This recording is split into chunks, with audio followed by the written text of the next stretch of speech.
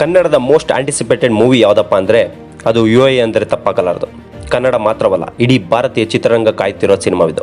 ಯಾಕೆಂದರೆ ಇದನ್ನು ಡೈರೆಕ್ಟ್ ಮಾಡ್ತಾ ಇರೋದು ಬ್ರಿಲಿಯಂಟ್ ಮೈಂಡೆಡ್, ಬುದ್ಧಿವಂತ, ವಿಚಾರವಂತ, ಡೈರೆಕ್ಷನ್ ಬ್ರಹ್ಮ ಎನಿಸ್ಕೊಂಡಿರುವ ಉಪೇಂದ್ರರವರು. ಇವರು ಡೈರೆಕ್ಷನ್ ಅಂತ ಹೇಳಿದಾಗಲೇ ಕನ್ನಡಿಗರು ಬಹಳ ಕುತೂಹಲದಿಂದ ಕಾಯ್ತಾರೆ.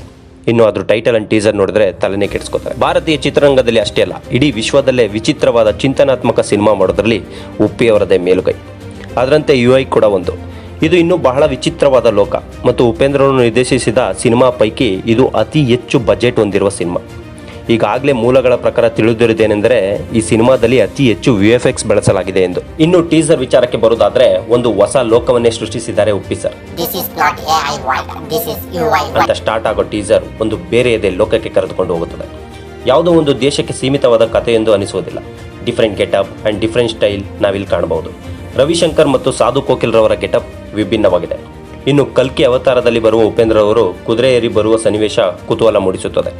ಪ್ರತಿ ಫ್ರೇಮ್ ಕೂಡ ಡಿಫ್ರೆಂಟ್ ಶೇಡ್ ಮೂಲಕ ಗಮನ ಸೆಳೆಯುತ್ತಿದೆ. ಬುದ್ಧಿವಂತನ ಜಾಣ್ಮೆ ಹೇಳಲೇಬೇಕಿಲ್ಲ.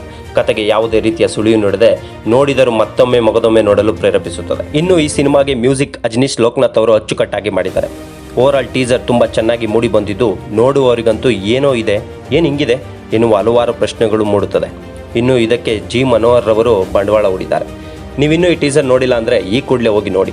ಒಟ್ಟಿನಲ್ಲಿ ಕನ್ನಡಕ್ಕೆ ಇದು ಹೊಸ ಮೈಲಿಗಲ್ಲು ಸೃಷ್ಟಿಸಲಿ ಎಂದು ಹಾರೈಸೋಣ. ಈ ವಿಡಿಯೋ ನಿಮಗೆ ಇಷ್ಟ ಆದರೆ ಮಾತ್ರ ಲೈಕ್ ಮಾಡಿ, ಸಪೋರ್ಟ್ ಮಾಡಿ.